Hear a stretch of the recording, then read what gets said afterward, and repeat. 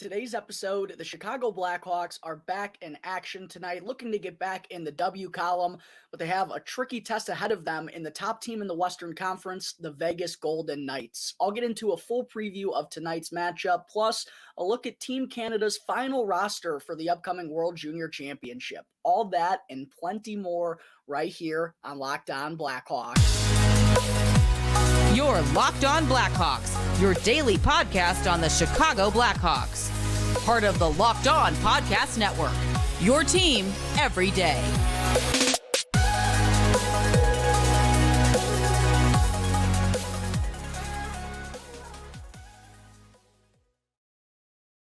Welcome to the Locked On Blackhawks podcast, your daily podcast on the Chicago Blackhawks. Today is Thursday, December 15th. I'm your host, Jack Bushman. You can find me out on Twitter at JackBushman2, or you could also go and check out my Strictly Blackhawks account at Talkin' Hockey for all the latest Blackhawks news and updates. And real quick, if you're listening to the audio version of today's episode and you like what you're hearing, then please make sure to go and show some support first by following the podcast. You can also go and leave me a review if you want to as well. And the best part about it all, folks, is that it's 100% for free wherever you may be listening to your podcast. So go and follow the show right now, and you'll be able to get the latest episode as soon as it comes out each day. And if you're not already watching the video version of today's episode, then what are you doing? You got to make sure to go and check out Locked On Blackhawks on YouTube, because every episode moving forward, folks, is going to have a video uploaded to YouTube as well. So if you haven't done so already, please go and do me a huge favor. Go and subscribe to Locked On Blackhawks on YouTube. It's also 100% for free. It only takes 2 seconds to click that button, and it really does help me out more than all of you know. Also, make sure to go and smash the like button down below on this video. And last, go and ring the bell, turn on those push notifications, and that way you can get notified when the episode gets uploaded to YouTube each and every day. All right, good afternoon, everyone. Thank you all for joining me on another episode of Locked On Blackhawks, your one-stop shop for all things Chicago Blackhawks. And thank you all for making the show your first listen each and every day. To open things up here this morning, let's get right into it. Chicago Blackhawks, as I mentioned, are back in action tonight for the front half of a back-to-back here the next 2 days. First, tonight at the UC, they will be taking on the Vegas Golden Knights, currently the top team in the Western Conference. And this is back to a normal 7:30 p.m. Central Time puck drop, unlike the game against the Capitals, which was didn't get started until 8. We're back to the normal time slot, 7:30 p.m. CT, and the game will be televised on NBC Sports Chicago. But yeah, this is going to be really tough one for the Blackhawks. I mentioned Vegas, currently the top team in the Western Conference right now. They're off to a 21-9-1 start through their first 31 games, despite, kind of an interesting last 6-7 months for this team. Obviously, they fell short of qualifying for the Stanley Cup playoffs last year after making all those interesting moves despite how limited they were financially. Obviously, kind of put all their eggs in one basket going for trying to win the Stanley Cup, and ended up backfiring on them. And then this offseason, they really couldn't do much because they were so limited financially. They had to trade away Max Pacioretty basically for free. Then they lose what was going to be their starting goaltender, former Blackhawks netminder Robin Lehner. He's probably going to miss the entire season. They are also without Captain Alex Pietrangelo right now, as unfortunately there has been, it sounds like, a pretty serious illness in his family that's cost him to miss the last week plus here. So thinking about the Pietrangelo family, and hope everything is all right over there. But Vegas is without him. Jack Eichel was just placed on injured reserve a couple of days ago. Knights are also without Zach Whitecloud, who's been an up-and-coming defenseman for them. They've been banged up. A lot has gone south for this team, but they just continue to find ways to win hockey games, and they're off to a roaring start this season. So Blackhawks are going to have their hands full tonight, even though Vegas is going to be without several of their key players. But taking a deeper look at Vegas and some of their numbers behind this impressive start that they're off to, They're middle of the pack offensively. They're 13th in the NHL in goals per game, 12th on the power play. And despite having the 24th ranked PK in the entire league, seems like the strength of this Vegas team is what they've been able to do defensively, because coming into this matchup tonight, they're 7th in the NHL in goals allowed per game. And when looking at, how some of that has happened, despite, as I just mentioned, Alex Pietrangelo being out, Zach Whitecloud being out, it's still a really deep D-core for this Knights team, led by Shea Theodore, Alec Martinez. That they got some players still on the back end. And if you look at the numbers from their netminders so far this season, it's been pretty remarkable. Logan Thompson, who kind of came on strong at the end of last season to try and get Vegas into the playoffs. With Robin Lehner down, they've really leaned on him as their starter, and he hasn't let them down. He's off to a 13-7-0 start. He's got a 2.7 goals against average and a .917 save percentage. So really impressive stuff from Logan Thompson here so far. And then even their backup, Aiden Hill, he's 8-3-1 on the season. 8-2-1 on the season, with a 2.62 goals against average and a .907 save percentage. So kind of regardless of who Vegas goes with tonight, they probably just wrapped up their morning skate. Haven't seen who officially has been deemed the starter yet for tonight's matchup, but either way, both guys have been really good for Vegas so far this season, and they seem confident in both guys. So the Blackhawks, I think it's really important for them tonight to stay on the aggressive offensively, like they were against the Capitals. Obviously, they gave up 7 in that one, so that's really what cost them. But I thought it was certainly the best this team has looked offensively in their past 3 to 4 games. They were finally aggressive with the puck on their stick in the offensive zone, shooting the puck more frequently, causing havoc in front of the net. We saw Jonathan Taves get his goal that way. Tyler Johnson, kind of a similar just a play that kind of fell apart, and Johnson goes to the right areas and ends up burying one. So I think the Blackhawks need to keep that same mentality tonight against either of these Vegas netminders, because if they put up an effort like they did against David Rittich and the Winnipeg Jets a few games ago, then there's probably not a good chance that the Blackhawks are going to get, 3 or more goals into the back of the net tonight. And I think that's probably what's going to be needed to come out on top of this Vegas Golden Knights team.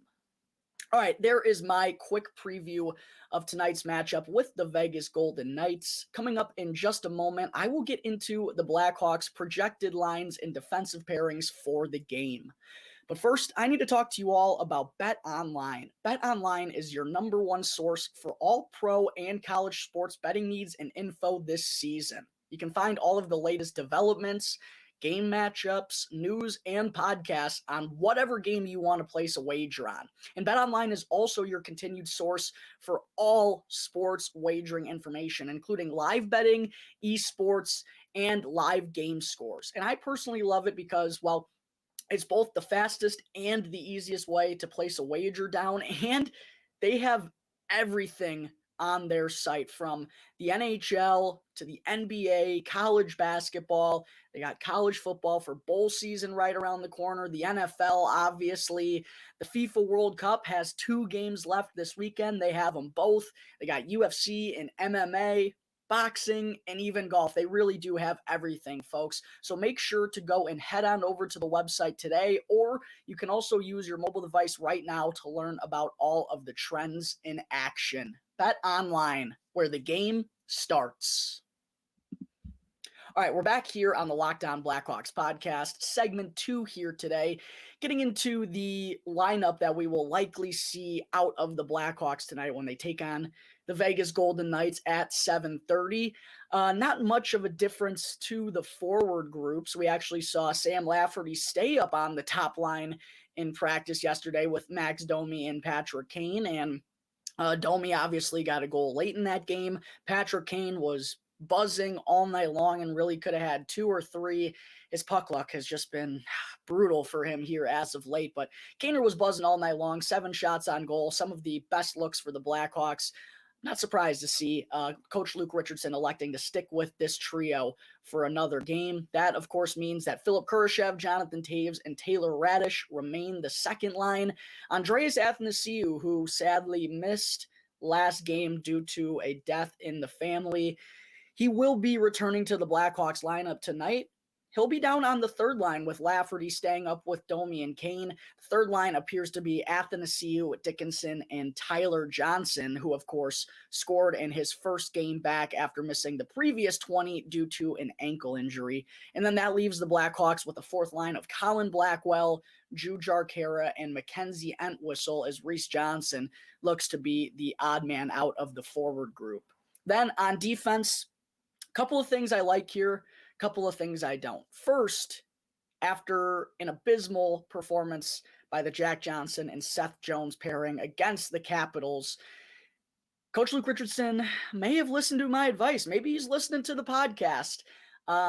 He decided to bump Jake McCabe up to the top pairing with Seth Jones, and that's exactly what I said after this game against the Caps. I mean, there's no more thinking that top pairing, having Jack Johnson on the top pairing, is going to get the job done. That's just not the type of defenseman that Seth Jones needs by his side in order to be successful all the time. And listen, I'm not going to get into the whole Seth Jones debate. Is it frustrating that he's probably not, for what he's paid, he's not good enough defensively to anchor that top pairing? Yeah, absolutely. And that's, what hurts about the contract is he's the guy, but still probably not the number one defenseman that we can rely on in all situations when you have a guy like Jack Johnson who's a little inept to be in that spot next to him. So I really like the decision to bump Jake McCabe up there. I've thought he's been really good defensively here as of late. Despite the Blackhawks team defense being pretty brutal, I've thought Jake McCabe's been pretty good. So I really like this decision to put him back on the top defensive pairing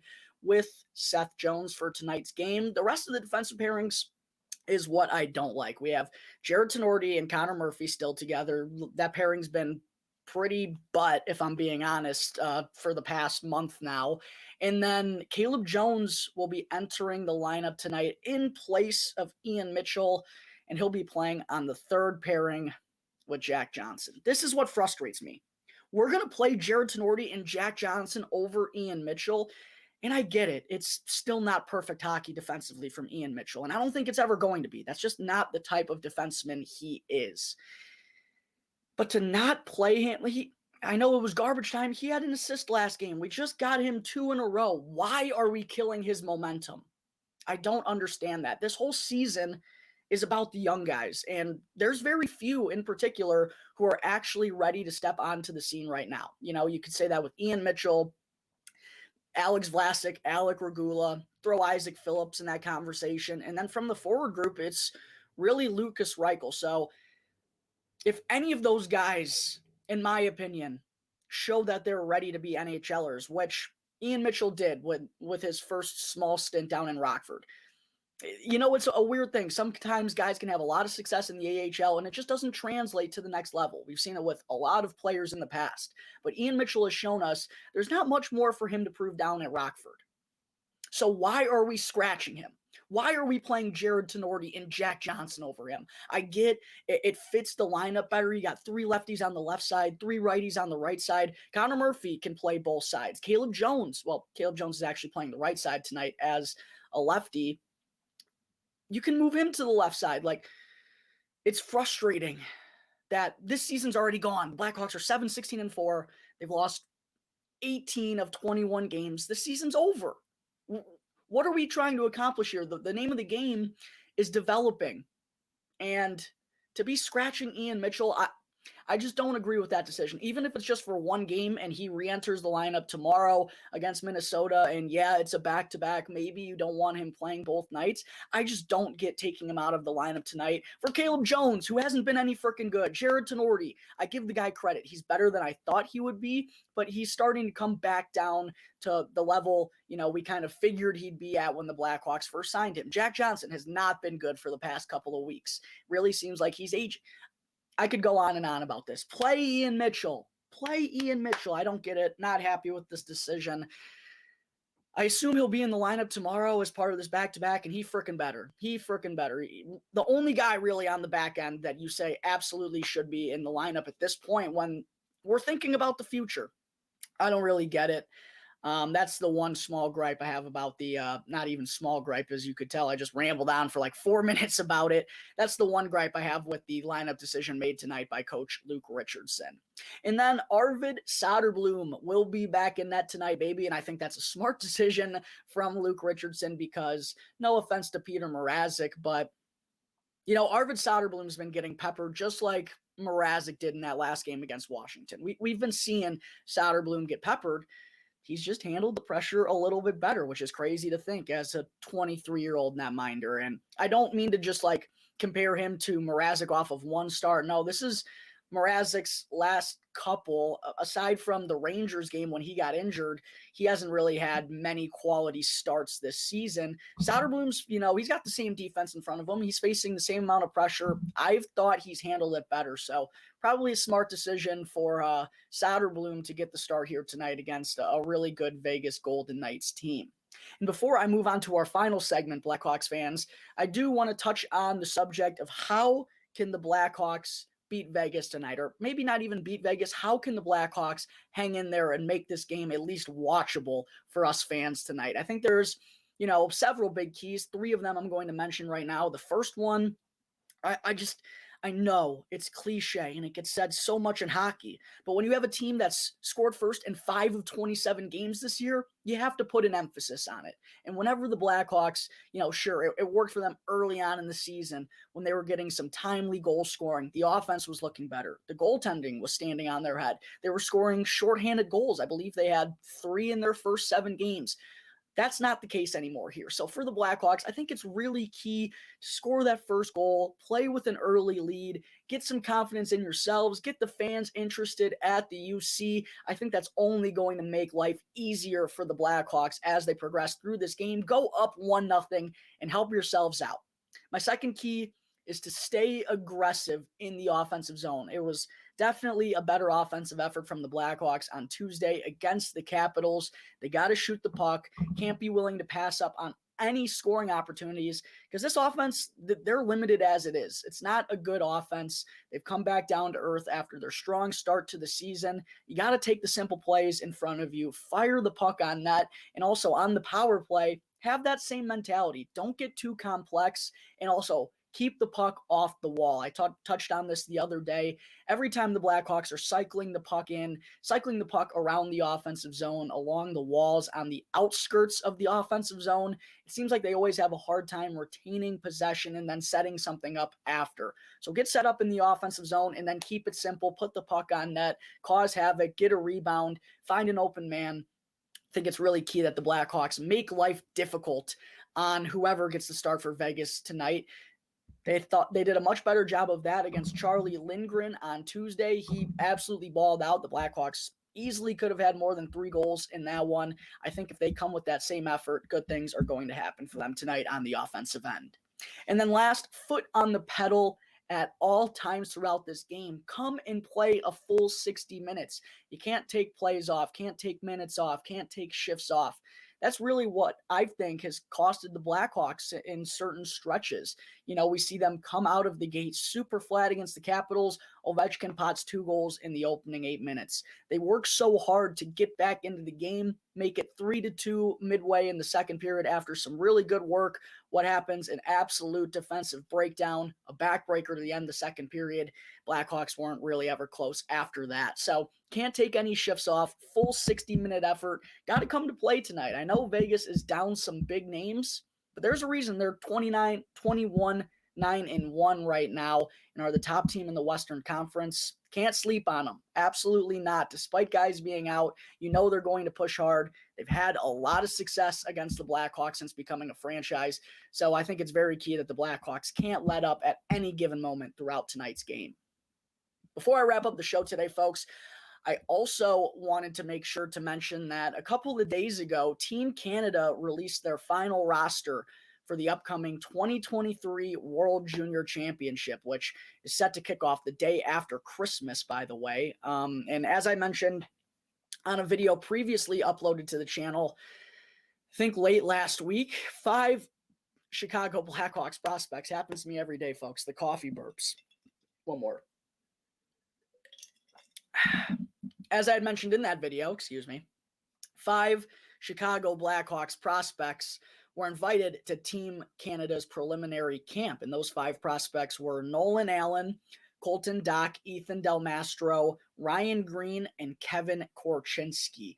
Well, a few days ago, Team Canada made their official announcement on the roster decisions, and 4 of those 5 prospects wound up making the team. All 3 defensemen, and Allen, Korchinski, and Ethan Del Mastro all wound up making the team. Del Mastro was basically a lock after helping Canada win the gold this past summer. Didn't even get action in their 2 camp games because he was basically set in stone to be there. Kevin Korchinski also, I figured his offensive abilities would be a nice addition to this back end for Team Canada, and I guess the coaching staff thought the same. And Korchinski is actually quarterbacking the 2nd power play unit so far in Team Canada's practices. So seems like they're going to be giving him a lot of offensive opportunities, and that's the name of his game. So super excited to see Kevin Korchinski flash some of his high-octane skill set here in just a couple of weeks. And then for Nolan Allen, he was the one that I really thought was on the cusp the most among all 3 of these defensemen, because I read from a couple of different sources actually who have been covering Team Canada, one of those being Scott Wheeler. In his article, he mentioned that, when watching Allen, he just really wasn't all that impressed. And I can kind of relate to that. Every time I watch Nolan Allen at Blackhawks development camp, he just leaves me with more to be desired, especially when you see a guy like Ethan Del Mastro rising through the ranks very strongly these past couple of seasons since being drafted by the Blackhawks. Kevin Korchinski only adds to that fire. There's all the guys down in Rockford. I just don't really know exactly what makes Nolan Allen so valuable. And I get, he's a stay-at-home, responsible, big, physical defensive defenseman, and I guess that's why Team Canada ended up, adding him to their blue line. But even when he plays that type of style, I feel like he's not the most effective at it, or that part of his game doesn't ever really stand out to me the most, not as much as like Ethan Del Mastro's does. So I am still for sure concerned about Nolan Allen's ability to one day be an NHLer, but really good experience for him here in this tournament for Team Canada, and hopefully he has a good showing to instill a little bit more confidence on his future in all of us. And then the 2 forwards that were invited to camp, this was actually the only thing that surprised me a little bit, Blackhawks fans.